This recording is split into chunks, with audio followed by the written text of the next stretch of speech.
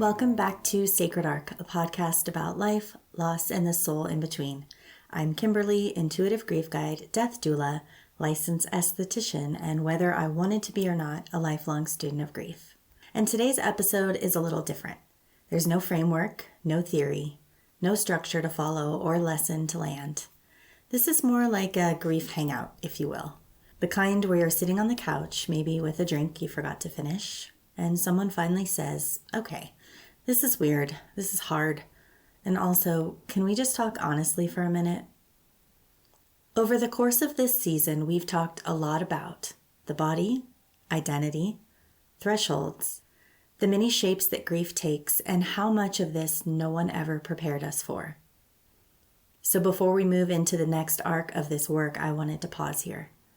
Not to summarize, not to wrap anything up neatly, but to sit together and name some of the things grief has quietly taught me, sometimes gently, sometimes by knocking the wind out of me.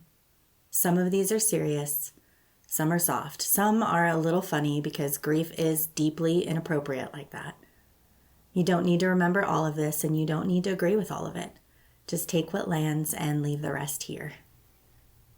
So I've created a list of 50 things so far that grief has taught me over my journey, and I wanted to share those with you today. Number 1, it doesn't arrive all at once. It arrives in waves, layers, and ambushes. Number 2, the hardest days aren't always the obvious ones.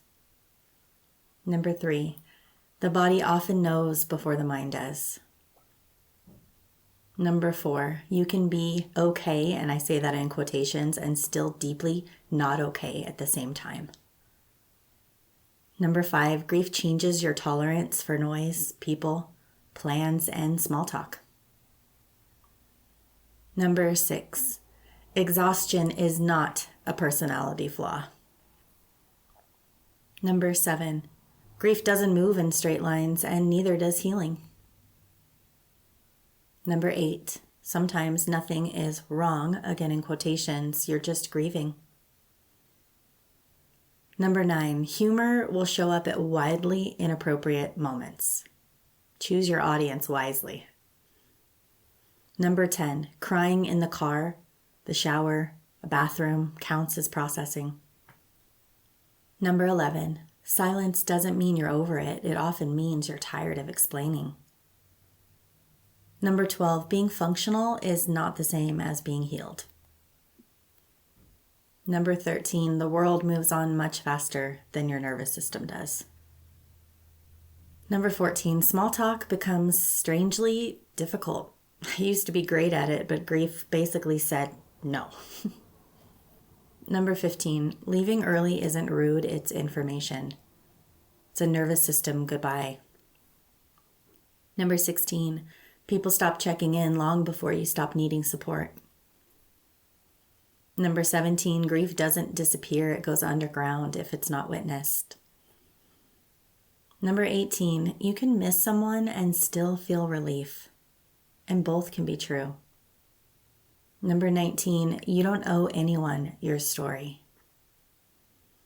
Number 20, explaining your grief is often more exhausting than the grief itself because people don't understand. Number 21, milestones don't arrive quietly. Number 22, anniversaries live in the body, not the calendar. That's why you feel them a couple weeks ahead of time, the anticipation. Number 23, being around strangers can sometimes feel safer than being around the people who know you, even family. Number 24, you're allowed to change traditions or not participate at all. Number 25, love doesn't end, it just changes form. Grief is just love with no place to go. Number 26, joy doesn't cancel grief, it coexists with it. Number 27, feeling joy again can feel terrifying at first. And that leads us into 28. Guilt often shows up right after joy. We don't know how to process it. We feel guilty. Number 29, laughing doesn't mean you've forgotten or you love any less. Number 30, being strong is overrated. Number 31, grief can make you deeply compassionate and at the same time deeply impatient. If you know, you know. Number 32, people mean well and still say the wrong thing. That flash of anger you feel is normal. 33, you don't need to forgive anyone to heal. Number 34, closure is not a requirement. Number 35, the question, who am I now, when dealing with identity doesn't need an immediate answer. Number 36, some losses don't replace identities, they reshape them. 37, you are not behind because you're still affected. Number 38, grief teaches discernment. Not everyone gets access to you anymore. Number 39, your capacity will change, and that is not a moral issue.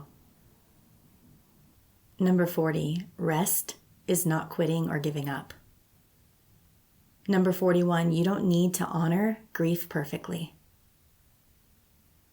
Number 42, remembering is not the same as being stuck. 43, love doesn't require permission to continue.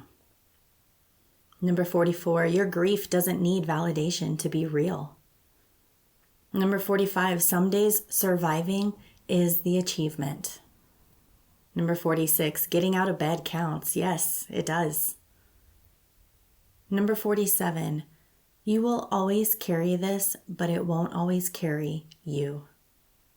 Number 48, grief doesn't make you broken, it makes you human. Number 49, you are allowed to change your mind about who you are becoming. And number 50, most of all, grief taught me that I am still here. Honestly, I could probably add another 50 to this list at least, and I'm sure I'll learn new ones this year. That's the thing about grief, it doesn't stop teaching just because you survived the worst parts. If this season has done anything, I hope it's given you language where there wasn't any before, or permission to stop trying to explain yourself so much, or maybe just the relief of realizing it's not just me. This felt like the right place to pause, because next season we're going to move further back into the beginning of the arc, the early patterns, the childhood we did or didn't get, the ways we learned to hold pain before we had words for it, the ways grief doesn't start at loss, it often starts much earlier. But for now, we don't need to go anywhere. Before we close, just one breath in through your nose and out through your mouth. Nothing to fix, nothing to understand, just here, being present. Thank you for being in this space with me, whether you listened to one episode or all of them or came back on the hard days. This has been Sacred Arc. Thank you so much for listening, and I'll meet you again in the space between as the arc continues.